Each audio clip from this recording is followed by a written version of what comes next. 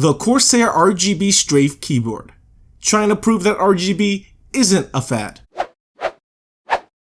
First, I want to say this is a general review of the RGB Strafe keyboard, and all models, none in particular, are being mentioned here, except for when I talk about the switches, which is then primarily focused on, well, the silent switches, because that's the model I have. The rest of the review will be solely focused on the line in general. Now, I want to know, how do you guys feel about RGB lighting on products? It's on a lot of computer and gaming accessories nowadays, helping you have those one-person rave parties and helping you light up and blind yourself in those late-night gaming sessions. My point is, it's a craze and it's kinda here to stay, unless it ends up like Beanie Babies or silly bands or whatever. But let's hope that never happens. In the box comes the keyboard itself, a wrist wrap, a keycap puller, and FPS and MOBA keycaps. I'm no pro gamer, I don't know what these are for, whatever. The body of the Corsair Strafe keyboard is made out of this durable plastic material. Even when you try to flex it a bit, it stays perfectly still. And on the sides, there's this glossy white finish. It also has the typical keyboard stands in the back and USB up top for pass-through, which can be pretty useful if, you own a desktop PC and struggle with plugging in your USB through the back of your computer case. Now for the lights, the places that it can be lit. These places include the Corsair logo on the top left corner, lighting on each side, the keyboard brightness, and Windows lock key. Oh yeah, and individual lighting for each key, just in case you want that Skittles color scheme. The light bleeds against the white background, reflecting it, making it seem even more vibrant and colorful.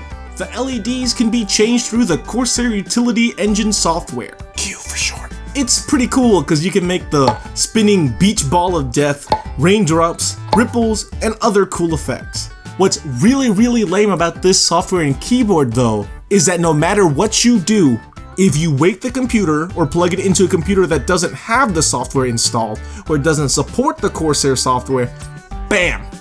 Red backlighting. The most overused color scheme for edgy computers. Red and black. Wow. But when the keyboard does notice that the software is installed, then all your presets work.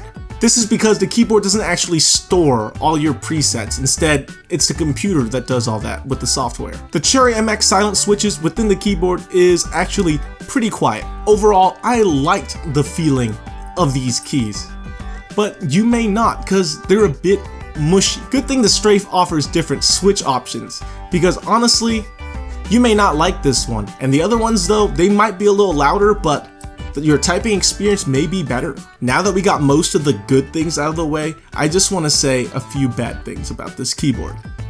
One of them being no braided cables. For a $150 product, you kinda expect a braided cable considering the fact that other more cheaper keyboards come with this. What can I say, we gotta save 10 cents. Many keyboards in this price range also come with a cord that can be disconnected from the keyboard.